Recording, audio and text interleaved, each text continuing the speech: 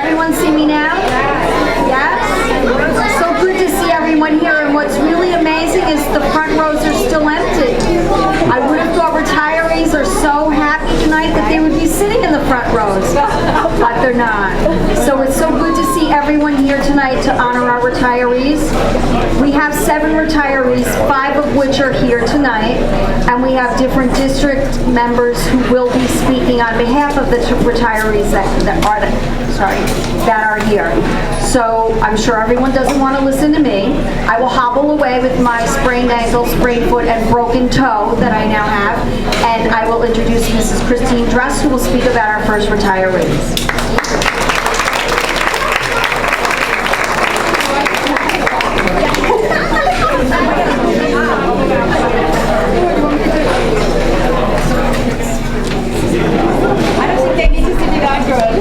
We just want to see the retirees. Good evening. My name is Mrs. Dross, and I am the very proud principal of Viola Elementary. Tonight, I would like to ask Mrs. Elberg, Mrs. McKeon, and Mrs. Rosenberg to please join me up here.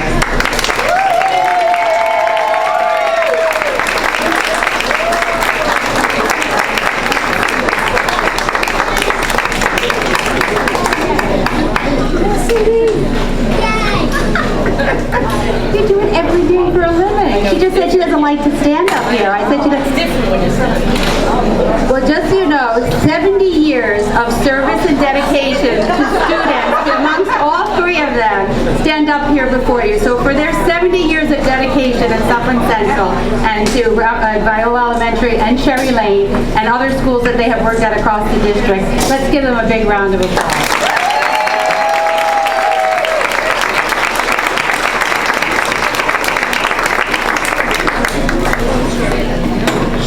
Web was Viola's school-wide, one school, one book literacy text this year.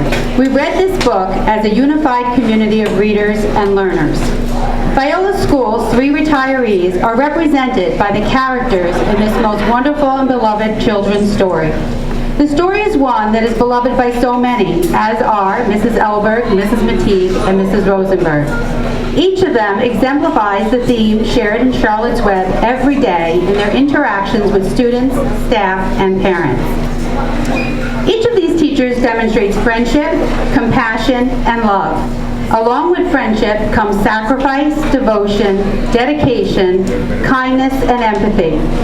Just as Charlotte spun her web in the story, they have each woven a connection and bond, a beautiful one over the years, with and around Viola School and our community.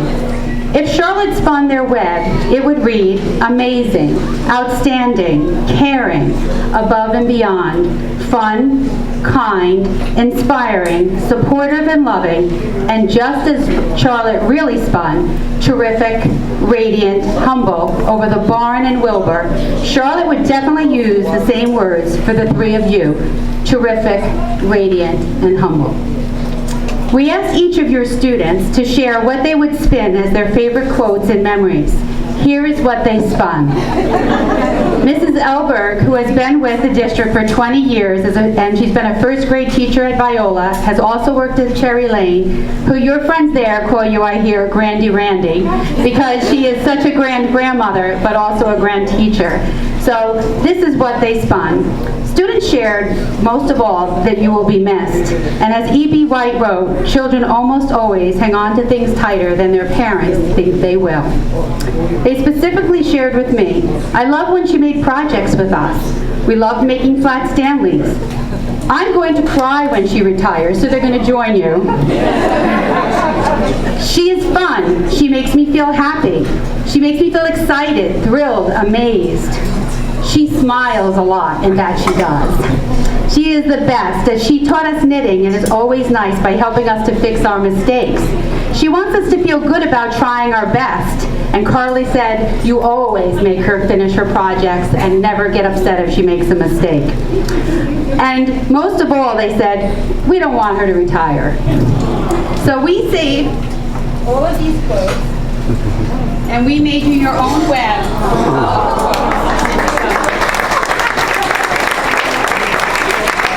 We hope you will always keep that and treasure as a memory from our years and the students here at Viola. Thank you for everything.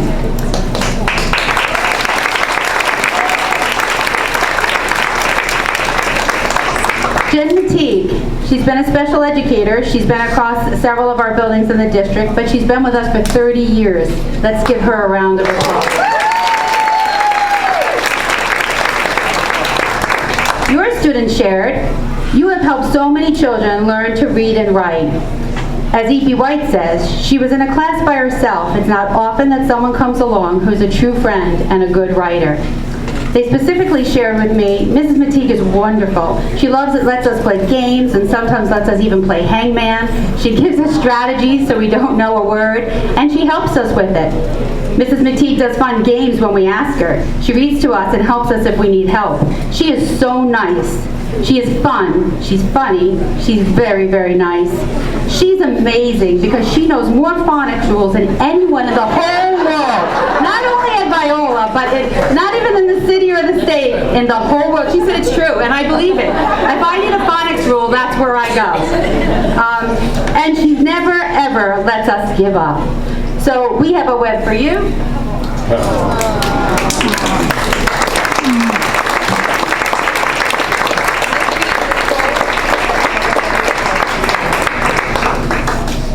So we hope that you will also treasure that as a special gift from the students and staff at Viola. Cindy, you're not getting out of this. She's Sweet 16, she said, because she's been there sweet 16 years. So as a special education TA in our special class currently, your students shared, you've been a great friend to many children, and that's what they're going to remember most. As E.B. White said, you have been my friend, replied Charlotte. That in itself is a tremendous thing. Your student said, at Olympic Day we were getting a drink break and then she was cheering us all on.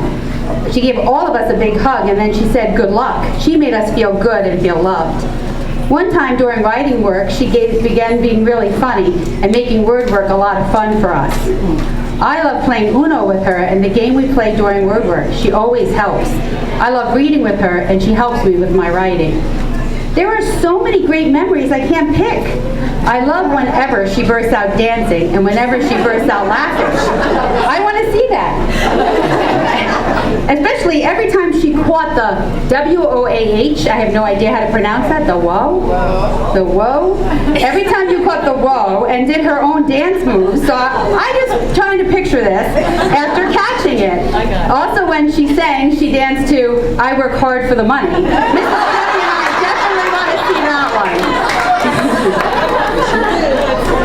Mrs. Rosenberg, do you remember the time when you were playing the game Memory? I got so many matches, but Angel got more. I thought I would lose the game, but you told me not to give up. So I didn't, and I kept trying anyway. I didn't win, but at least I tried. You taught me a lesson that day, that I should never give up, and I won't ever give up because of you. Just as Fern symbolized growing up, and Wilbur symbolized goodness, and Charlotte symbolized friendship, the barn, a safe place, the web, and saving lives and love, each of you have symbolized that, and we have something for you.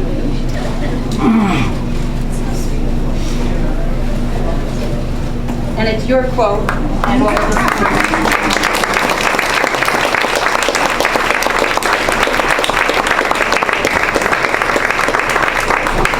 Mrs. Elberg, Mrs. Mattigue, and Mrs. Rosenberg symbolize in real life, just in Charlotte Webb, these very same things.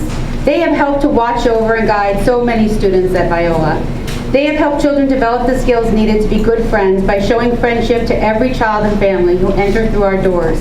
They have fostered learning in all academic areas, but most importantly, they have given so many children the gift of reading, which has allowed students to be empowered to learn well beyond their years at Viola. Your impact on the world through reading has been limitless and without boundaries. Your gift of teaching has opened endless opportunities for children to enhance the world through so many diverse, exciting careers. Each of you has helped shape a safe, loving, and caring world for students each and every day as part of our Viola family. You have nurtured and created a safe place where children's dreams begin and their memories last a lifetime. Just as Charlotte entrusted her eggs to Wilbur, so have you nurtured and made them ready to free and experience the world. You have nurtured and prepared so many young minds to be ready to leave our Viola home and enter the world ready to follow their passion and succeed in achieving their dreams.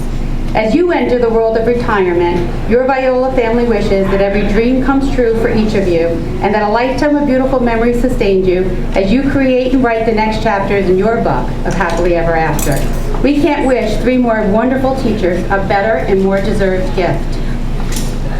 Thank you, Randy, Jen, and Cindy, for all the gifts and years you have given to us at Viola School and Suffern Central. Your book has truly been an amazing book, and we will reread it with admiration, fond memories, and love.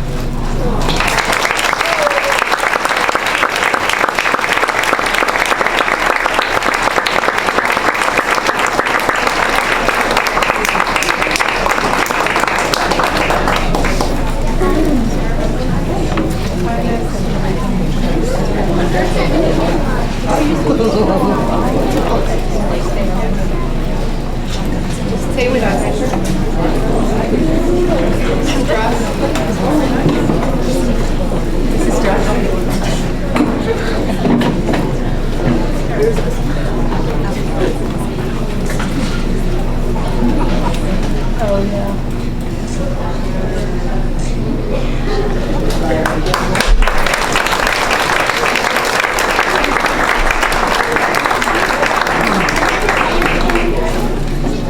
Next, we'll have Ms. Donati from our McKeon to follow. Good evening. I'm the proud principal of R.P. Connor. My name is Kelly Benatti, and I'd like to invite up Cindy McKeon, our reading specialist.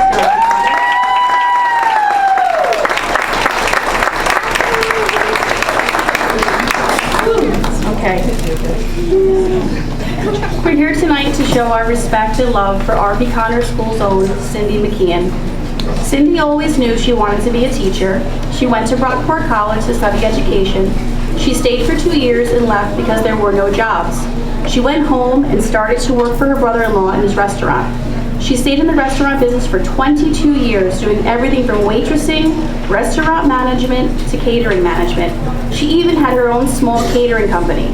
She went back to school and completed her degree, and in 1997, Judy Barbera hired her to be the reading specialist at R.P. Connor. Cindy has spent the past 22 years leading students during her accomplished tenure with us. She has touched all of our lives during this time, and we are sad to see her go. Everyone in this room knows that you don't go into teaching to make a lot of money. You will become teachers to make a difference in the students they serve, to teach them that they can accomplish their goals and become whoever they want to be in this world. Cindy showed that you can make a difference in a student's life by the day-to-day things you do for them. Those small things work together to make a big difference in the lives of others. Sometimes the hardest part about teaching is just getting the students involved and interested in learning. Cindy never had that problem. Even when you would pass her room during pre-planning, you would know the students were going to be engaged. I remember one time after a professional development session with Dr. Vitaro, she ran upstairs, I should say, and started working on a snowball activity for her students. She was so excited to share her plan with me. It made me wish I was going to be in her class. Cindy has been an amazing teacher, but she's also a great colleague and friend. If you were ever at school and needed someone to help you brainstorm teaching ideas, even a shoulder, Cindy was there. She has been our go-to person when we have had questions or needed ideas. She has given so much to all of us, and she will be missed. When I think of Cindy McKeon, I'm reminded of the following quotation by John Steinbeck. I have come to believe that a great teacher is a great artist, and that there are as few as there are any other great artists. Teaching might even be the greatest of the arts, since the medium is the human mind and spirit. Mrs. McKeon is one of the great artists of the teaching profession. She has made a lasting impression on the world for the lives of the students she has taught. We will miss your smile, your passion for learning, and your positive energy. Thank you, and happy retirement.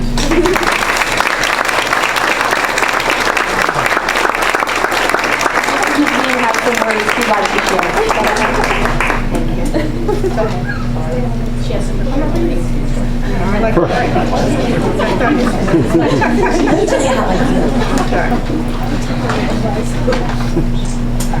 Good evening, everyone.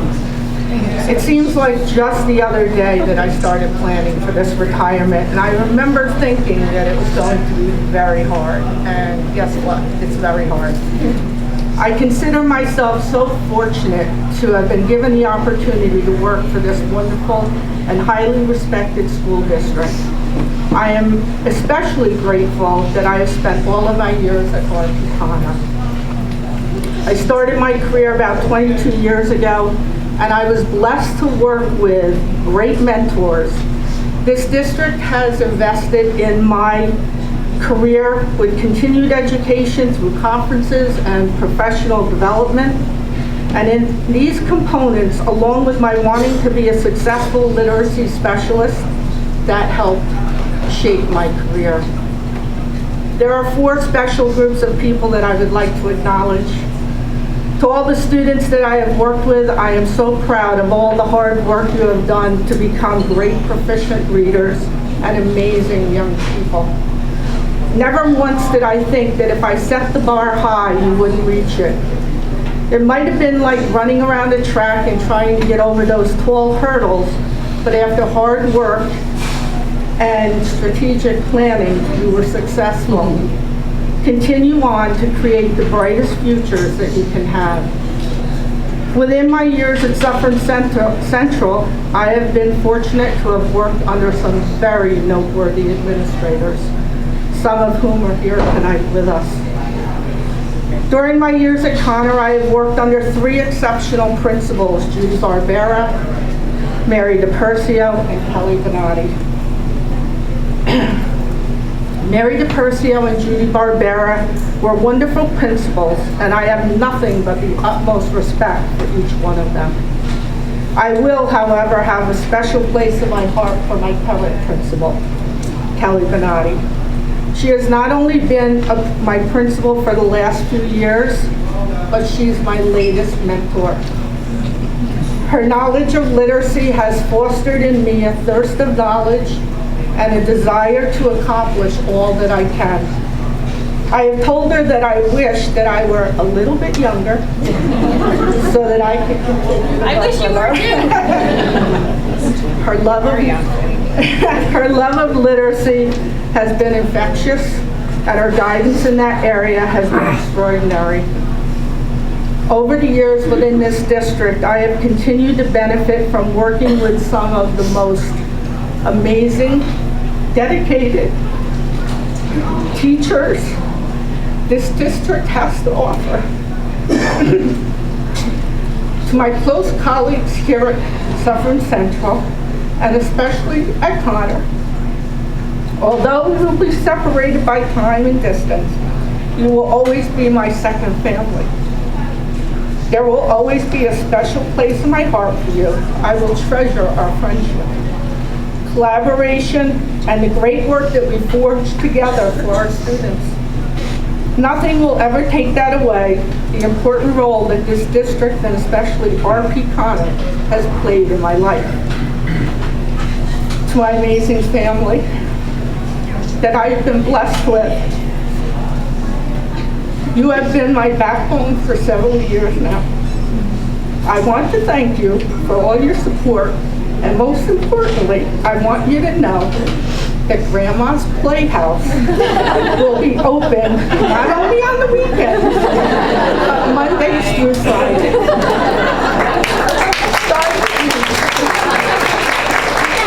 And last but not least, there is one bit of trouble with retiring, though. I will never get to create an absence in Aesop. Thank you all for everything.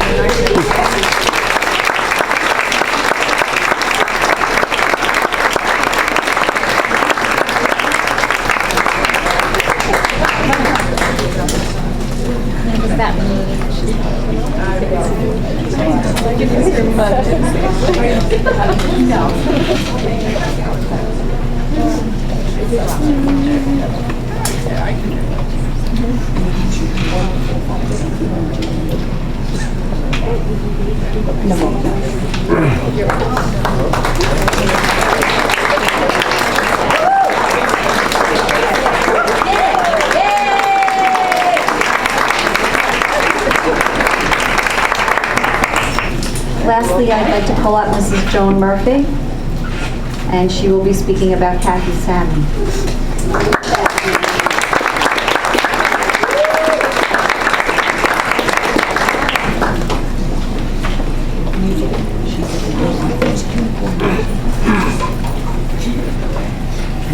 Good evening and welcome. For those of you who don't know me, my name is Joan Nugent-Murphy and I work in the HR office. I've been asked to say a few words in honor of Kathy Salmon, our retired front desk operator. It has been my privilege to know Kathy for 11 and a half years.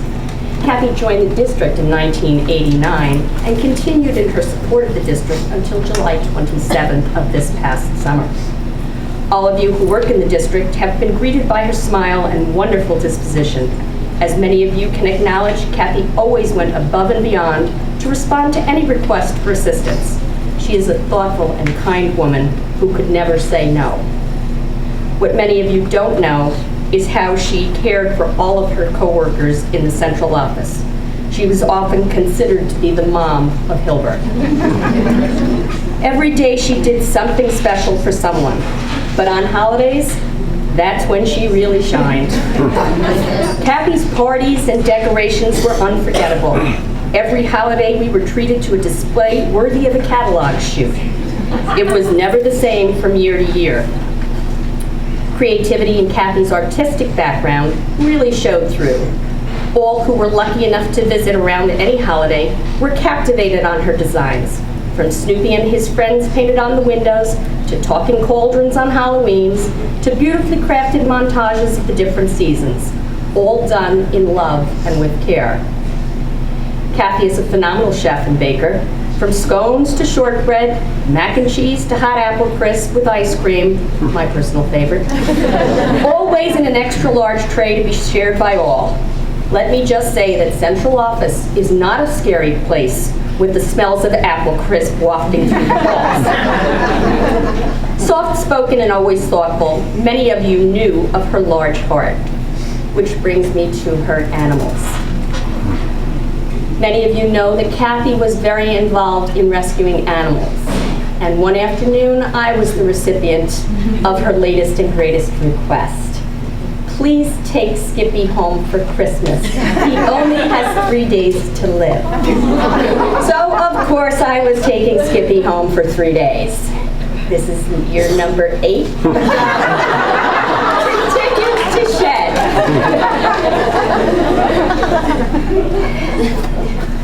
Kathy, I'll miss your smile, your hugs, and just knowing that you are not out at the front desk. We at Hilburn were sad to see you go, but happy that you are entering a new chapter. Please remember, retirement is one of the things that is not a destination. It is but a journey. Godspeed.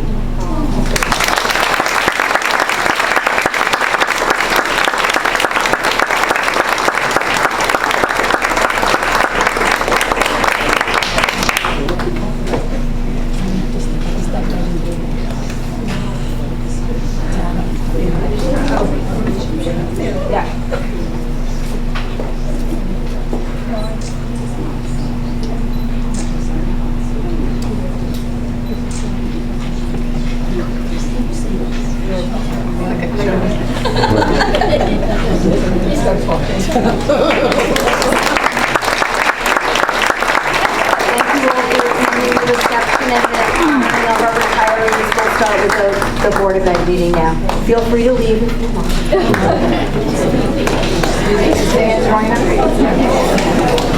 There are some more goodies out there to help yourself. Thank you. I would like to call to order the Suffern School District Board of Education meeting of June 4th, 2019. That the record reflects all board members are here with the exception of Miss Melissa. We are also accompanied by Board Clerk Heather Campbell, Interim Assistant Superintendent of Human Resources, Mr. Bobby Schall, Director of Business, Mr. Lisa Ivy, Assistant Superintendent,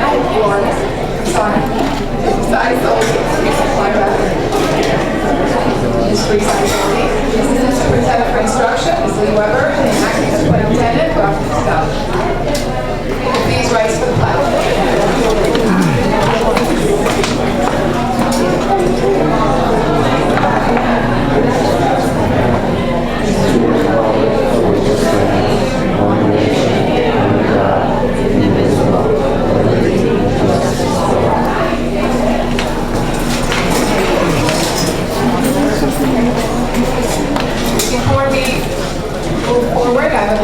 give another heartfelt congratulations, and you will be terribly missed, and huge gratitude on behalf of my fellow board members for all our retirees who were recognized tonight.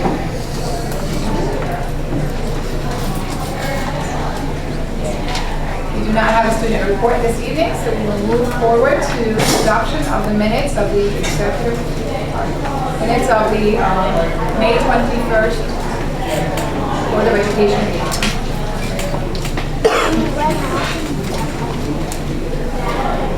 Motion? Mr. McKenzie, second. Mr. Karens, all those in favor signify by saying aye. Aye. Minutes have been adopted. Thank you. Thank you, Ms. Campbell. Acting Superintendent of Schools, Dr. Costello.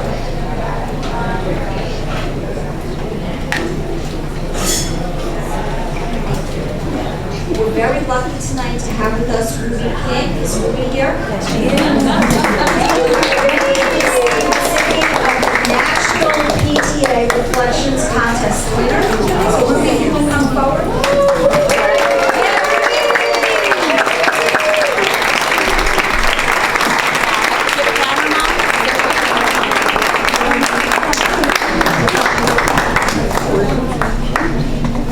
I'm going to read the certificate.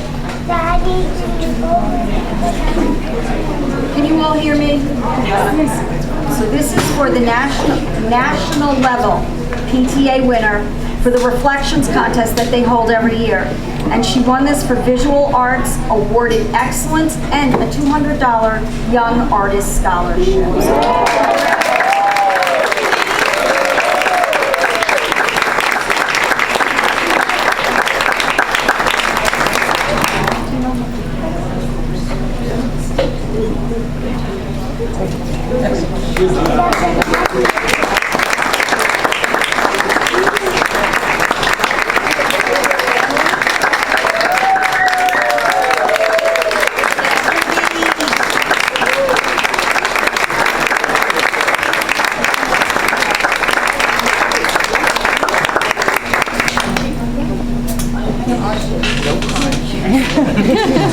She did a phenomenal job.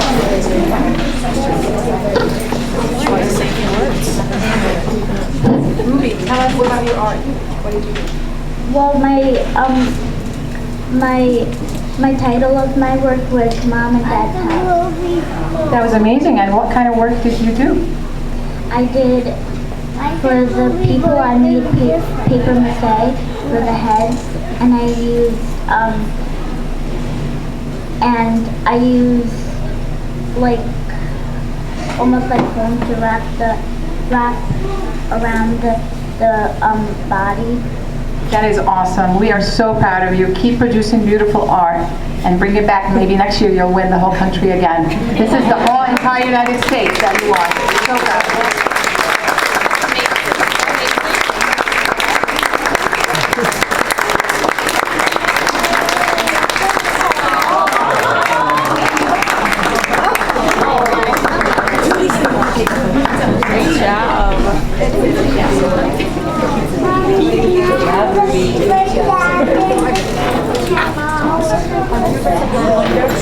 Just a little reminder of why we're all here. Special things like that, and a family like that, and students like that reach their dreams, reach their personal excellence. Congratulations again.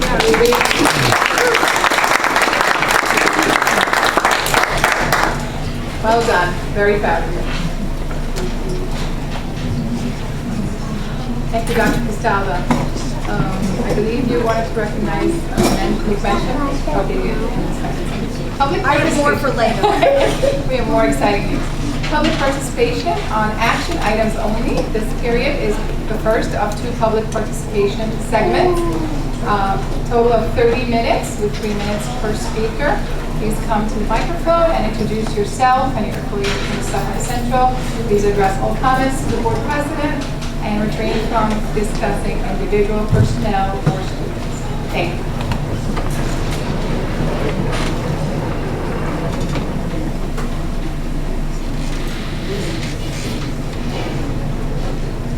Seeing there are none, we will close this segment and move on to our action items. Action items listed are 2.01 up to 2.25. There will be a modification to 2.01, deleting an appointment that is mentioned in another item. So we will make that update online to the agenda. It was separated as a separate item. So with that alteration to 2.01, do any board members wish to pull any items? Mr. Curran, 2.20.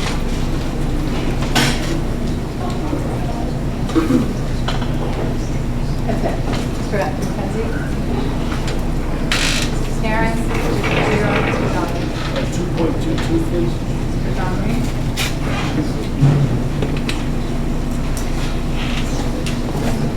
Any others? We're good to go? Yes, give me a thumbs up.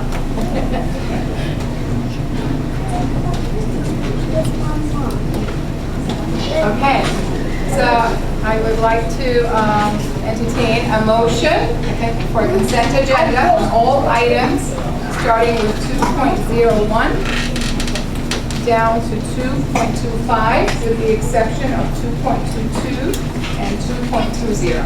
Motion? 2.5, Mr. Shapiro. Second, Mr. McKenzie. All those in favor signify by saying aye. Aye. Aye. All those against? Any abstains? The items have been moved.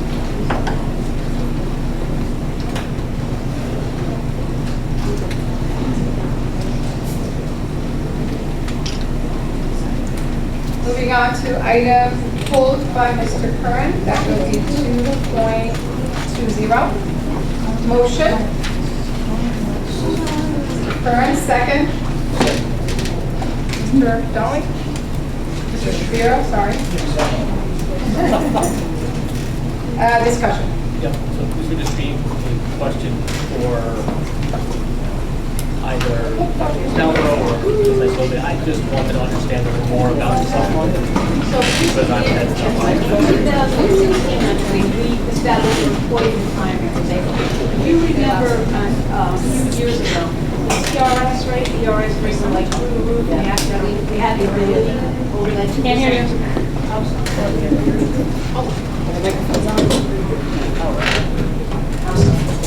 Oh, we had that ability to raise taxes more than the regular 2% because of the increase in TRS and ERS.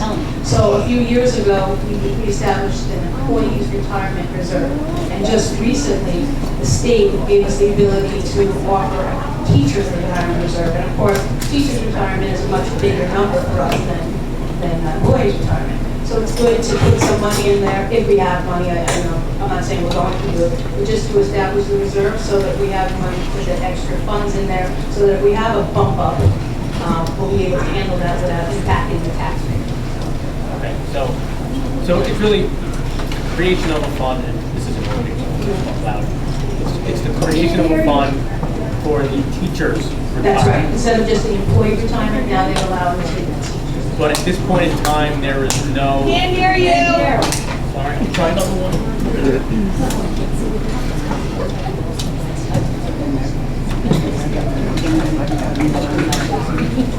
All right. All right, now I got it now. All right.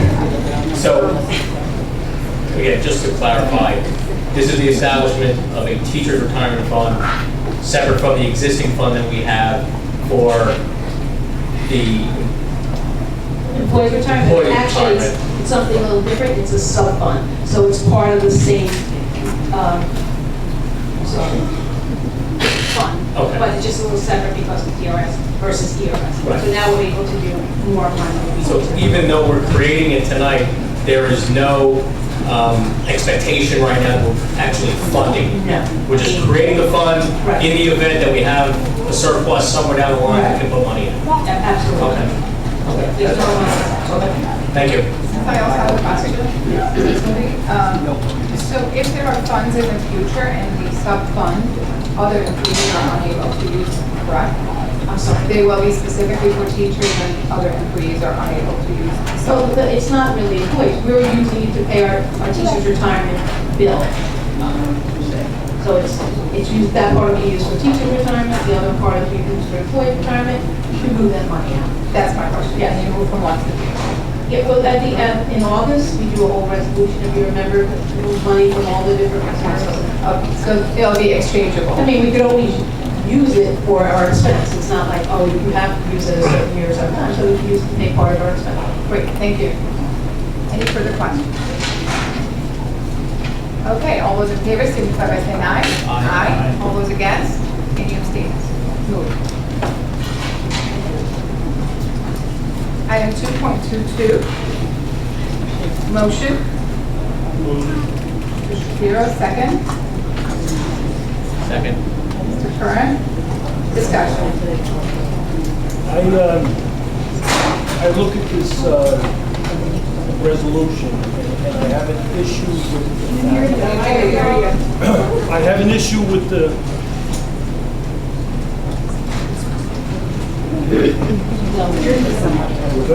Yeah. This is the first time in my life I've been told that you can't hear me. I just have an issue with the resolution. We have administrators here that have been here for some time and everything, and they had to do the 15 years for health insurance benefits. And I just have an issue with negotiating at this point in time. I just don't think it's fair to our employees that have been here. With that, I'm not going to support the resolution. Thank you. Any additional discussion?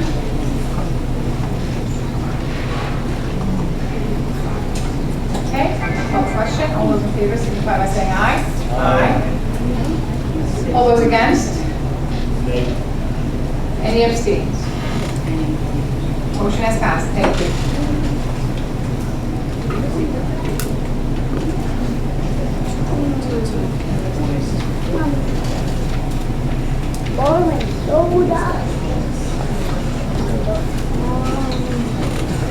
Moving on to an information item, we'll invite our auditor to come back. All board members have received the package.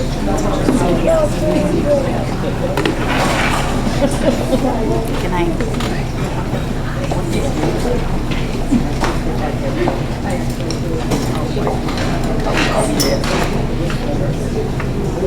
Good evening, everyone. Thanks for having Nugent House prepare the internal audit work for the district over the past year. You have two reports tonight to go over, and I guess I'll ask the board how detailed, because I don't know how long you want me to spend.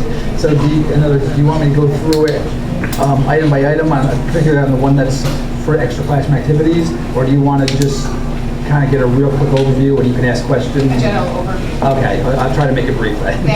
And then please ask questions. It's better if you ask questions, and then I'll be happy to answer them. Okay. I think I would recommend. Glasses. I'm ready. Okay, so the first report was issued December 12th of 2018, and it's on extra class activity funds. And just to fill you in other words, every year the district is required to have what's called an annual risk assessment update, and then also pick an area to do an internal audit of. So the internal audit area for last year that was chosen was extra classroom activities. So we'll go over that quickly now. So basically, we have a rating system. You can see on page 1, we rate it as either satisfactory, acceptable, or unsatisfactory. And we gave it unsatisfactory because there was certain internal controls that could definitely be strengthened, and certain policies and procedures that necessarily the district has that weren't really being followed. So, real quickly, if you go to page 2 and then kind of goes on, page 3, we have about 6 or 7 pages here. It's just a question of, like, for instance, on the number 1, the high school extra classroom treasurer was preparing bank reconciliations, but wasn't necessarily doing it timely. We found sometimes they were done 4 months after the fact. Okay, on number 2, we found that some reconciliations by the middle school extra classroom treasurer weren't being completed at all. So that's definitely, we're recommending reconciliations be prepared and reviewed on a monthly basis. Just good internal controls. we're on page 3 real quick. Outstanding checks, there were really some old reconciling items, and so we're recommending if they're over 6 months old, they should be voided and adjusted accordingly. Maybe new checks issued if that's the case, but that should be dealt with as opposed to just not dealing with it. Okay. Also, sales tax is an issue. Again, this is an issue with every district that we deal with. Extra classroom is different than the funds of the district, because these are funds of the children. And the district can buy items tax-free, but with the children's funds, for the extra classroom clubs, they have to pay sales tax unless they're going to be buying for resale. So they act more as a for-profit business in this case. And we were finding that there were some purchases that we saw where they didn't pay sales tax, so unless they're giving a resale certificate, they should be paying sales tax on all purchases. And we didn't find any instances, though I don't think, where sales tax was actually collected on any sales. And so that's something that should be looked at. Some sales, they should be collecting sales tax and remitting it properly to New York State. Can I please interrupt? Yeah.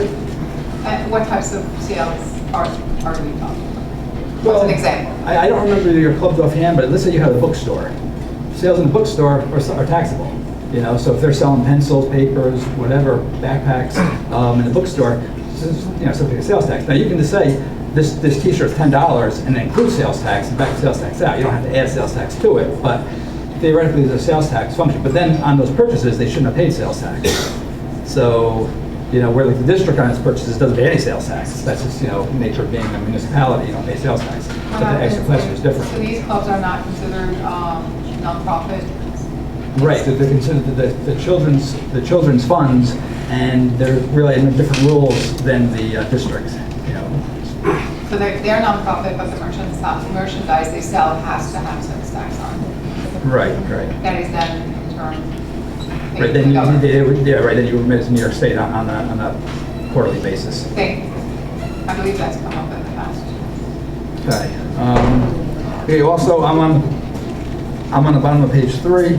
Student representatives, the middle school extra classroom treasurer was not being provided with a detailed list of appointed advisors and student officers.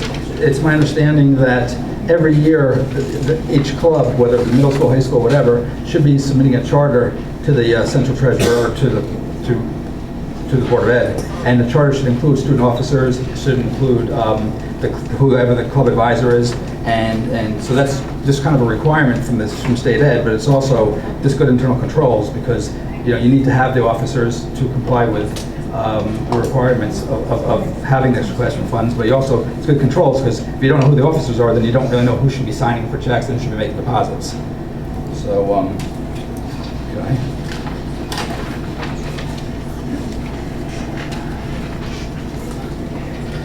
Okay, again, the purpose I'm on page 4 under student records. The purpose of the extra classroom funds is really to help educate the students. They're supposed to get sort of business acumen from participating in the extra classroom funds, and get basic bookkeeping knowledge, understand bank reconciliations, and just care of money so that making deposits timely and getting proper authorization for disbursements. And if the students aren't participating, then and this happens in every district. We have this problem in every district, but if the students aren't participating, the reality is then the purpose of the clubs really aren't being carried out in accordance with the regulations and how they're supposed to be. So under here we have student records. So some student officers are not keeping track of their own books. So the idea is every club should be keeping track of their own deposits and disbursements and reconciling that with the either the high school treasurer's extra classroom treasurer or the middle school extra classroom treasurer, who would also reconcile with the central treasurer. Okay. Again, a little bit more on the sales tax. They weren't collecting sales tax. We talked about, new clubs. In this case, we found the new clubs were not being approved by the board. Really, if a new club, I don't know how often you get new clubs, but new clubs should come to the Board of Ed for approval, should be aware of what clubs, not that you're going to deny a club, but you should be aware of, because there may be some activity you're saying that's just not really appropriate, and so you should be aware. Actual action. Yeah. Just one thing though, you do approve total clubs every year. You're not, again, getting new ones, and I don't really know how many there are, but you do approve clubs once a year. Right, and every year there's like 1 or 2 new ones. Are they usually on the list approved? Yeah, this is why we had this audit to find out what we were doing wrong. Right. So we will go. So this year I haven't heard anything. I did let them know about this, so. Thank you. Okay, I'm on the top of page 5 under inactive clubs. And again, we see this at many schools. So during our review of the activity of extraclassroom funds, we saw that some clubs had little or no activity. So they're not necessarily basically inactive. Clubs can have no activity and still be carried forward. That does happen. But generally speaking, when there's no activity, you should have certain, I think the district probably has a policy on what happens. And we found certain clubs were just inactive and the balances were sitting there, but you should have follow district policies. The money should go to maybe the GO fund or wherever, or maybe the senior class. Different districts do different things, so it's something to follow up with. Again, try not to go too detailed, but as I'm going through, we're in the middle of page 5 under deposits. Several deposits were not made timely, so it's just good cash control to make sure that until you deposit, the funds are put somewhere safe, in a safe, maybe at the principal's office, wherever. But also, it should be deposited timely within a few days. Understandably, it may not happen all the time, but deposits shouldn't sit around, especially in an unlocked area for too long. I don't remember. I'm not saying that these were not in a safe area, but they definitely weren't made timely. We found there was a time delay. What else? Standard forms. The middle school and the high school don't use the same forms for cash disbursements. We just recommended for consistency and comparability, the same forms be used throughout the district. It just would make more sense.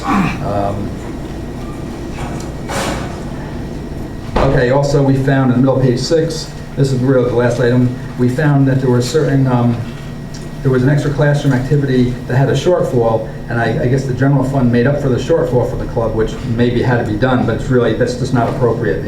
The funds of the extra classroom, as I said before, are the students' funds. The district's funds are separate, that's why the students are separate with extra classroom activities. So, if there's a disbursement that has to be made, that's why the club has to be involved to know if they have the balances to cover the expenditures coming up, or they need to do fundraising. And I'm guessing in this instance, I don't remember now what it was. This is the robotics club. Okay. I think last year we gave them some money to participate in the National company. Yes, and we're not allowed to do that. Okay, I went through it, I think, pretty quickly. Maybe you didn't think so, but do you have any questions on extra classroom? So can you advise in that situation if, let's say, a club has qualified for a national competition, what is the best way for the district to support? Not financially? I'm not saying you did the wrong thing because, you kind of probably had to do it given the situation, but you don't want that to happen. It's just not, it's not appropriate, if it's a club activity. If it's actually going to be a district activity that's approved by the Board of Ed, then the district can obviously fund that, the general fund. So they cannot be a club, but they could be a team, correct? The definition of team. Yeah. Okay. Sure. Okay. If there's no other questions on extra classroom. I have a question. It says here, lack of written procedures under number 16 for extra classroom funds. You're on the next report, I think. Oh, am I? Yeah, I think you're on the next report. This is fine, because I'm ready to go there. Okay, yeah, you can ask a question, sure. Well, I was just wondering, are they supposed to have like bylaws or something like that for each club? Yeah, in other words, every club, as I said before, and this isn't necessarily bylaws, but every club should have a charter that says these are student officers, these are the teacher advisor, and really, the state provides the pamphlet on extra classroom activities, and really, that kind of is the how-to and like what you should follow, and that's kind of what should be adopted formally by all the clubs, really. So that's kind of the procedures. So in other words, if I'm the senior class president, and I should know, these are the procedures that we follow for cash receipts, these are the procedures we follow for cash disbursements, and it would have just be good internal controls if they're written, so that every club can know what to follow. So, thank you. Yeah. So we have sent, not the current person at the middle school, because this is his first year, but we have sent them to, there's training that gets done by the state, we've sent them to extra classroom training, they've been provided the pamphlet, and we actually do have some written rules that we wrote a few years ago trying to make middle school and high school community basically doing the same thing and operating the same way. So sending the club advisors, is that what you're talking about? No, sending the central treasurer, so. The treasurers of every club. Just of the central treasurer, so, for Jacoby and AJ.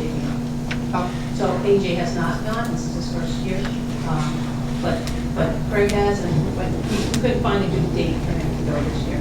And is it their responsibility to train the other treasurers of the individual clubs, or how does that work? Usually, they're involved. So that's a huge undertaking.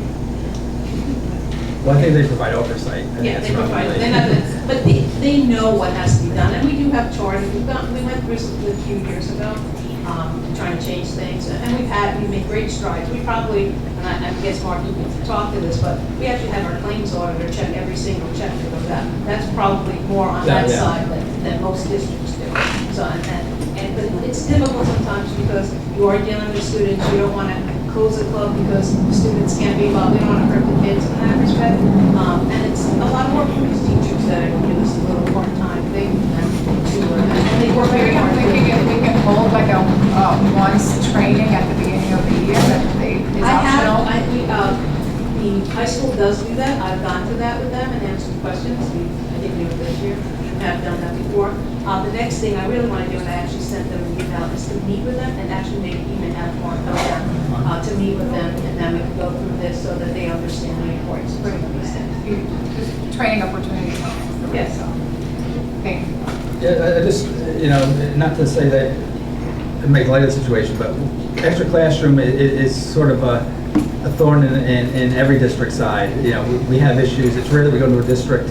I just trying to say, I don't think that you guys are lacking. Every other district does it perfect. Believe me, most districts are not much different. We have these similar problems in every district we go to. So it's rare that you go to a district and the extra classroom is running real So smoothly. we had this audited a couple of years ago. Did we make any improvements? Did we look any better than the previous time? Well, I didn't do it a couple years ago. Yeah, somebody else So did. there was no comparison. Yeah, so I don't. Yeah, so I don't know.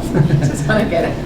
Well, that's part of the reason we started doing the claims audit, because we had problems with our disbursements. We didn't have the correct signatures, they didn't get the correct receipts, so it's much easier to do disbursements, the cash receipt side, and I'm sure you'll attest to, it's very difficult, because they would have to have a number of tickets, or, it's very, very difficult to control that.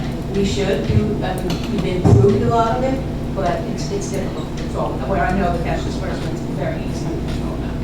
And they're not happy, so that's good, that means the auditor feels it. Thank you. Okay, so moving on to, this is now the current year. So this is your risk assessment update. As I mentioned earlier, it's a requirement by the state that you have this. We don't go crazy. We spend a day at the district, myself and a staff member. We spent a day. We just kind of review the internal controls of the district. And what we're doing is we're doing what's called a risk assessment update. So we're doing a risk assessment. And in accounting lingo, we're kind of looking at your inherent risk and your control risk, and we're trying to determine what the total risk is by area. And basically, there's 17 areas. These were the areas that were more or less spelled out by the state when this first got put in effect, years ago. So that's why we didn't really come up with these areas. This is what the state ed more or less came up with to say we should be following. So what you can see is we're listing out on here, on page 4 and 5, we have a previous year and a current year, and for the most part they stayed the same. And the reason why they stayed the same is because I'll look at, for argument's sake, number 9 and 10, your purchasing accounts payable. That's just inherently a high-risk area. So therefore, it's going to be high-risk every area. You can have really good controls, but it's still going to be a high-risk, at best a moderate-risk area, because there's, those areas are subject to misappropriation, and not just your particular district, any district. So that's not going to generally change too much, but that doesn't mean you're having any problems with high risk. You're saying that it is, in lack of following controls, it's easily, money could be misappropriated. So that's why certain areas, extra classroom is a high-risk area, payroll is a high-risk area. Some of those areas, regardless of your controls, are going to still be high risk. Just a quick question. Yeah.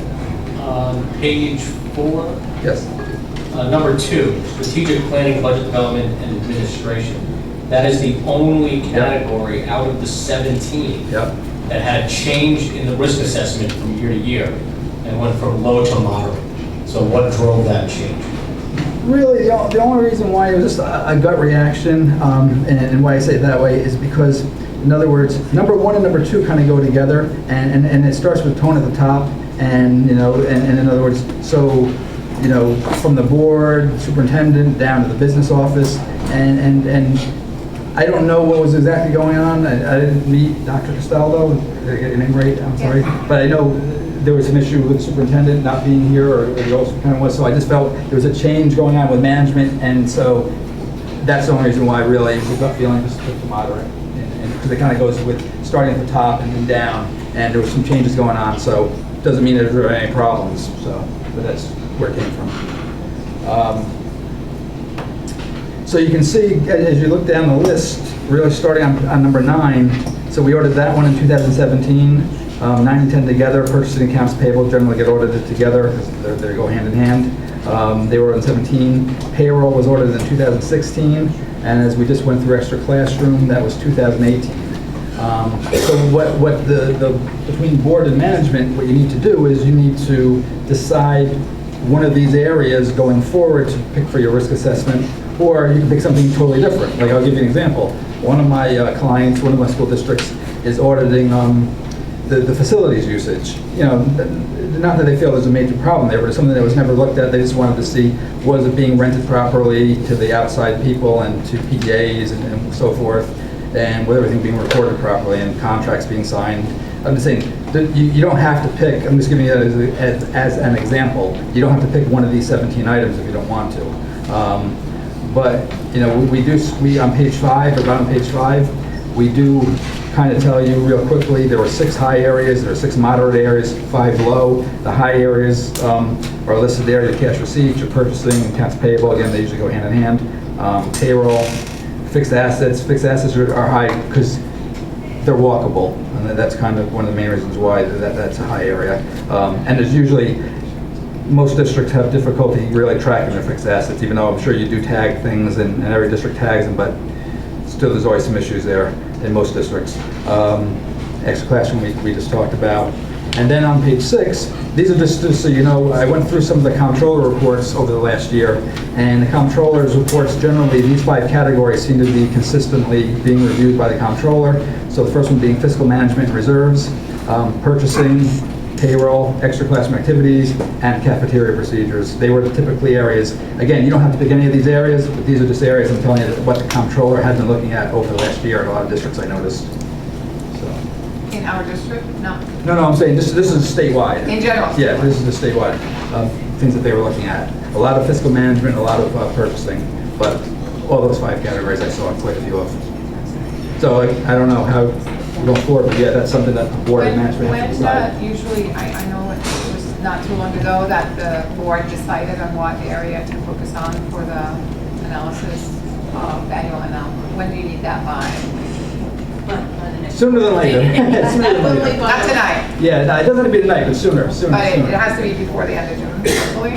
It should be. I mean, because the state really wants the audit to be done by the end of June. And we have a tentative date to come back, actually, What in is that? June What's your date? to make it happen. But again, You have gotta do what you can only do what You you have a can. date or you don't have it? We have a tentative date. Yeah, like middle of June, roughly. was the tentative Mid-June. date we had. So it would be good before the board meeting, because I think it's 2 weeks. Before June 18, you At least I prefer? would have an idea, and then you guys can. Do you want to just decide tonight, everyone? Do you want to give it some thought? What do you feel comfortable with? Why don't we give us some thought, and we'll each give you areas. Okay, we could tally it.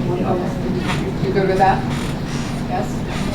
Okay, so we'll get it for you before. Okay, great.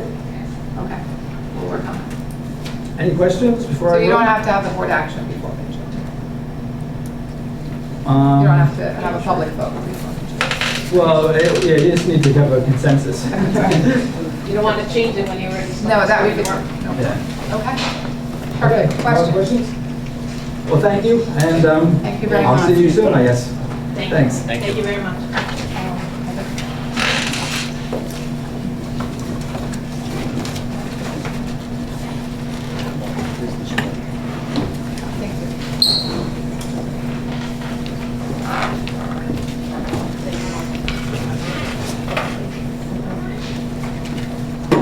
Board member comments.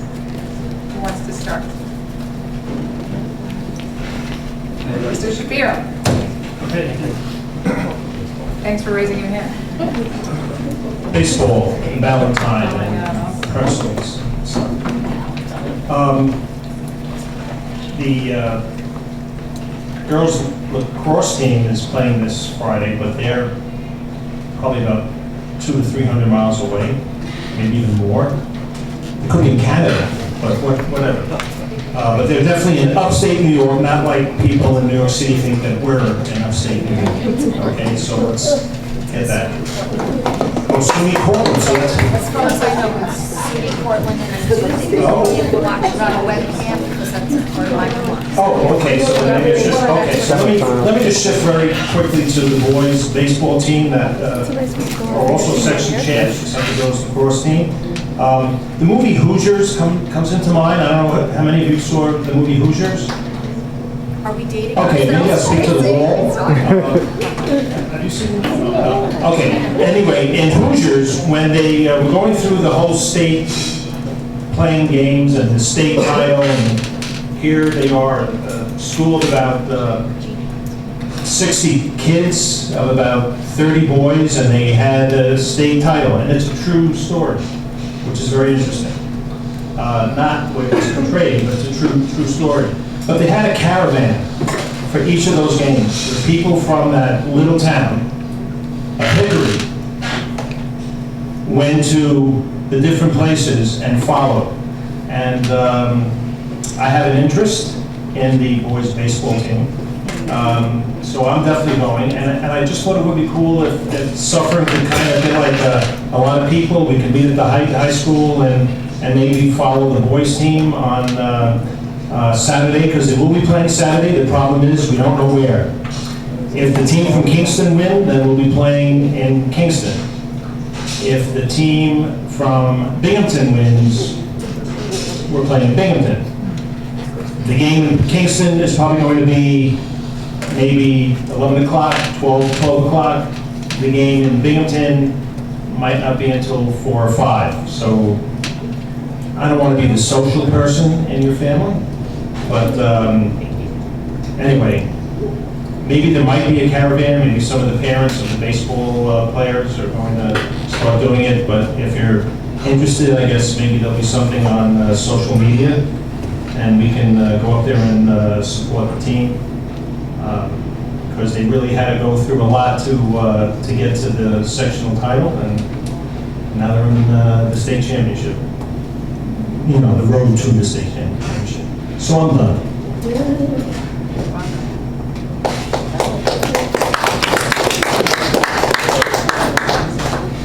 Mr. Terrence, Mr. Donnelly? Yeah, I would like to first of all thank the district for the positive vote for the budget. We can't do it without you. But I'd also like to recognize Teresa. Teresa worked endlessly here, putting this budget together by herself, weekends, and I think that goes unnoticed. And Teresa, I know we couldn't have got it done without you. You know, you're a champion. And I just...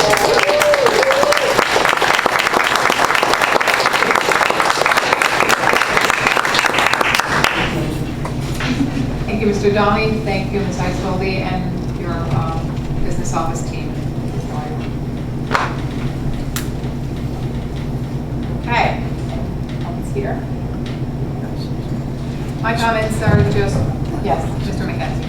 Yeah, I just wanted to say congratulations to the retirees this evening, and also a special thank you to the Suffern High School Orchestra, who played very beautifully out there this evening, for those of you who were able to enjoy it. That's And to wrap up, I'm only repeating what you all said. The sentiment is congratulations to the retirees who have served Suffern Central in an amazing way, as we heard tonight, and brought tears to all our eyes, I think. They continue to be part of our district body. All the best wishes to all of them. Very proud of our athletic teams. Best of luck to the girls lacrosse, boys baseball, and all other teams that are competing. very impressed with our Young Reflections honoree tonight. She was adorable, as everyone saw. She's the national winner. That is a huge deal. So we're very proud, and more reason to boast and brag about the great things happening here. Thank you for the teachers who supported her creativity to this point. We look forward to more recognitions in the remainder part of the year, and thank you all for being here. Next are our second portion of public participation on non-agenda items.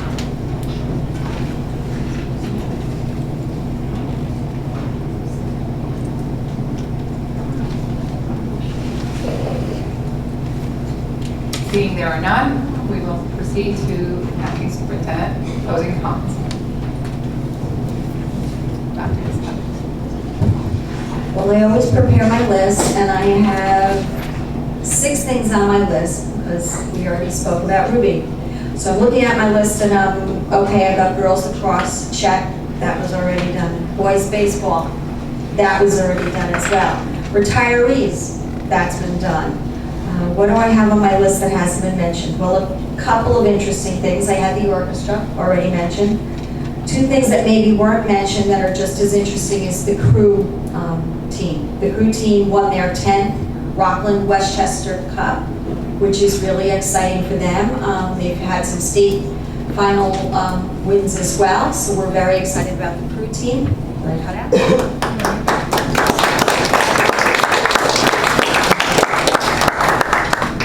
And then one other thing that I thought was really interesting, our marching band this past Memorial Day marched in the Hilburn Memorial Day Parade. So I thought that was just a great link to our past and for our students of the future to see and remember on Memorial Day. So that was another thing that I wanted to mention. And that's my 6 things. Thank you.